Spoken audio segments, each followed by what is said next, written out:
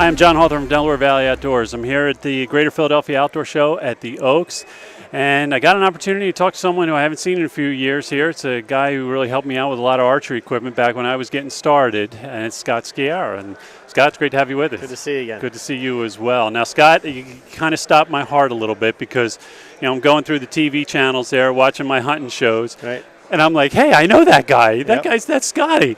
So tell me, I know you worked at an archery shop for a lot of years there, Yep. and but somehow you made the transition probably to the dream job of Exactly. TV host, hunting big deer. Yep.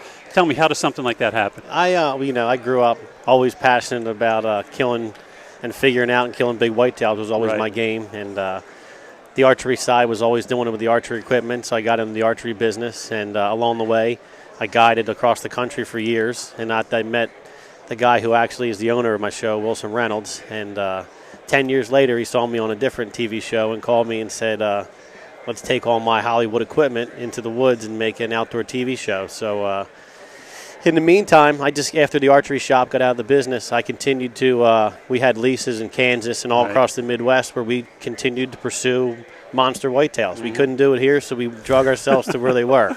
And so we did a lot of it in Kansas and then Ohio, and then this opportunity with the TV show came along, and all we did is just keep doing exactly what we've been doing, but have a camera crew follow us, and we try to portray more than just the hunt is our slogan. Right. So we try to film from the time we leave our house in the beginning of the season to the time the season's over, finding sheds, because I feel like that's what the average guy does. We don't Right. do once in a while we'll do the high nickel outfitter hunts, which, in this situation come to us for free. We feel Wow. like we want to relate to the average guy and do our own homework, figure out the deer and bring it, and hopefully we can teach somebody something along the way, or give them a good quality production they can be proud to get up and watch on Sunday mornings. That's impressive. I know that probably there's a million guys out there who would love to get that phone call. Oh, yeah, hey, how would you like to, start hunting, for a living?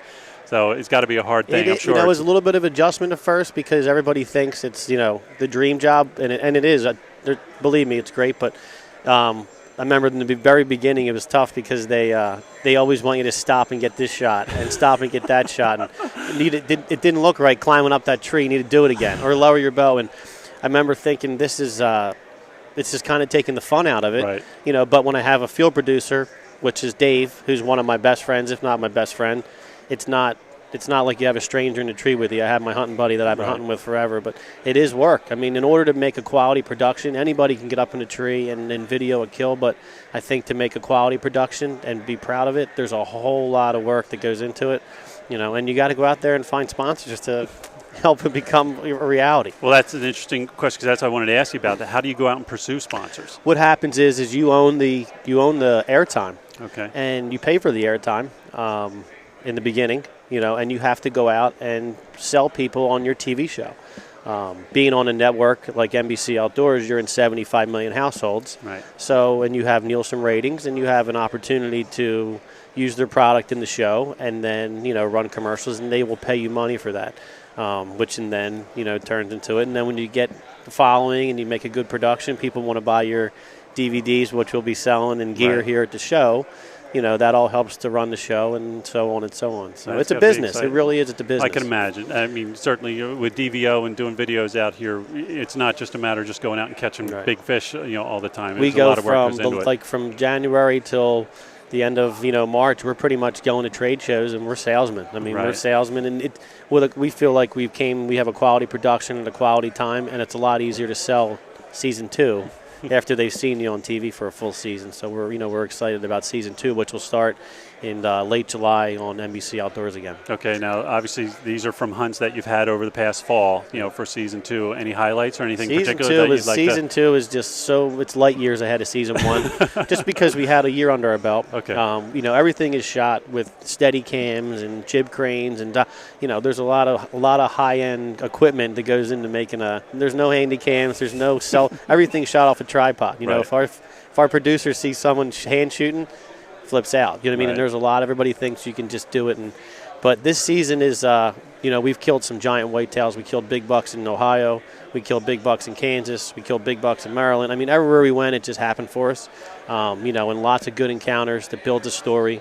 We killed big bulls in New Mexico.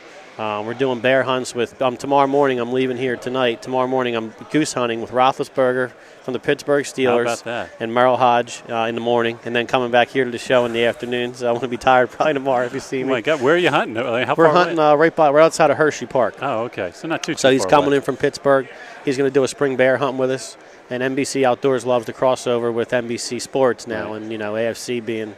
I wouldn't want to bring him here that we're in Eagles country, but Roethlisberger is respected, but Right. somewhat hated. But So, that's exactly. okay. Now I know we've talked archery. Is your show exclusively archery hunting? No, my partner is a 7-time world champion duck and goose caller. Okay. We do a lot of gun hunts. We do some muzzleloader hunts. Everything we do is pretty much fair chase. Right. So I mean, we kind of want to promote any type of hunting, whether it's with a bow, with a crossbow, with a handgun, a muzzleloader. Any way someone can get in the outdoors, we're willing to show it. We're going to do some stuff with some handicapped people this year. Anything we Awesome. can do to help promote the sport. We're not married to anything. My passion is bow hunting. But if they make me get in front of a rifle, I have no problem doing that either. But Now we talked. It sounds like you spent a lot of time Midwest. You've gone out west. For elk. Have you completely abandoned Pennsylvania? Are there no good deer left in Pennsylvania? I hate to say it, but I grew up here and enjoyed hunting here, and Right. I just feel like it's not like it used to be. I mean, I think we're definitely. It seems like you're in the golden years everywhere else across the country as far as deer management goes, and I know Pennsylvania's made strides to do antler restrictions and point restrictions, and I feel like they've with these just pounding these unlimited doe tags in these counties for years. I feel like it's really taken a toll. Places where I would drive home from work at night, something simple, and see deer in the field. I haven't seen a deer there in years, So, Yeah. And I think that's not a good thing because then it takes the kid that's just getting into the sport that goes out there and doesn't see a deer 2 or 3 times, may never do it again. Right. Not for the simple fact that I don't have that trophy deer. It's not all about that. It's about, it's about just enjoying the. I got little nephews that I've taken out 2 and 3 times, and when they go out 2 and 3 times and don't see a deer, Uncle Makes it Scott tough. wants to take Yeah. them hunting, but we don't really want to go again. Yeah. So it's. Yeah, it's a truth. It's a difficult thing. I've heard lots of people talking about that. Used to go hunting in the mountains and see 20, 30 deer a day, and now, if they see one, Yeah, it's a big deal. And I'm all about quality and management, and that's, when we're off food plots and doing the right thing, but I feel like it's kind of, I don't know really if it's anybody's blame or maybe we don't have a good enough way of tracking what people are actually harvesting. Right. I just think that it's, something's got to change in my eyes, maybe different. It seems like the western part of the state is still healthy, but this southeastern PA to me is not, unless you're hunting in the backyard, sitting over someone's deck in a pool, it seems like that's really the only place there's deer left, know.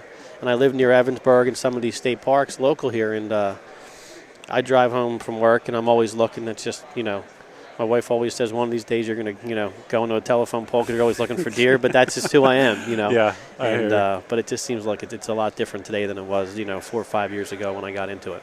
Let me ask you, obviously, with the archery, the big buzz thing now in archery is the crossbows. Mm-hmm. And, you find it's very polarizing. A lot of people, are incredibly against it. A lot of people are incredibly for it. And I've really seen both sides of it, So let me. Well, how it's do you funny. feel about It's that? actually, you said that I'm working with a sponsor, 10-point crossbows. Oh, sure. And I had said to them when trying to work a deal, and he said, "Would you use a crossbow?" And I said, "Well, I would to shoot turkeys, and I might maybe to do some spring bears to get you some footage." Yeah. And I said, "But honestly, I would if I'm a diehard bow hunter. If a 200-inch deer that's my dream deer comes walking by, and that one day I have a crossbow, I'm going to be disappointed." And he looked across me and he goes, "Well, maybe we're not the match for you." He goes, "We want to promote crossbows to not just for old people Right. or handicaps or women. We want to promote crossbows to everybody." And it actually was like an eye-opening. I'm thinking, wow, I never thought of it like that because I always thought it was from my partner Wilson. I would kid with him and say, "You're the old guy. You can use the crossbow. I'll use the compound." But I think I think any way that someone can get in the woods to hunt that helps us along the line, it's fine. If it gets someone in the woods and they want to use a crossbow, it's fine. If they're using them the wrong way and they're driving down and shooting them out of car windows as a poaching tool, then it's bad. But as far as any weapon that anybody can use to hunt, I think is a good weapon. What came to me is, when the first crossbows were coming out, I remember I was signing petitions and don't want Pennsylvania to legalize them. And then what happened to me is I ended up having kids. And I had daughters that wanted to go hunting, and I knew that they would never. A 12-year-old girl was not going to be able to pull a compound bow. Right. And so I took him out with a crossbow, and the thrill of seeing your own child take a deer, it's I mean, better than me. Yeah. And so immediately I swung to the other side of it. Yeah. And I think I was more on your side when I owned the archery shop. Right. You know, and I said, there's crossbows. But, you know, as you get older, I mean, you know, you change, and I feel like I've done the same. I think that, you know, if someone can get out in the woods and it's going to make them be a hunter, right, they come off for the crossbows. Some people think it may actually save bow hunting seasons, you know, because more people are out there and, you know, making more money. Scott, tell us when your show's on. Our show is on Sunday morning, starting again this fall. It'll be in August. It's on 9 a.m. Sunday mornings. It'll also be on Thursday mornings at 11:30 a.m. Okay. You can catch the whole fall for on the NBC Sports Was Network. Versus, now it's NBC Outdoors. NBC. And you're going to have some DVDs coming out. Do you have a website? We have Primal Instinct .tv. Okay. As our website, we have hats, T-shirts. I'm wearing one of these hats here, one of these Primal Instinct hats. Good. But this show was kind of last minute, but since it was in our backyard, the opportunity came up. But on our website in the next 2 weeks, we'll have DVD. We have DVDs now, but they're not ready to go in cases. But just season one, highlighting of season one. It's all shortened episodes of the whole first season. Okay, and I know that I found a couple of your shortened shows on demand. Yep, they're on demand. I think on Verizon and Comcast. Yeah, so you can catch up on them. Yep. Well, Scott, I really appreciate you stopping by. It was good great to see you you again. Okay. Great. From the Outdoor Show, all right, with Scott Ciara, I'm John Hawthorne for Delaware Valley.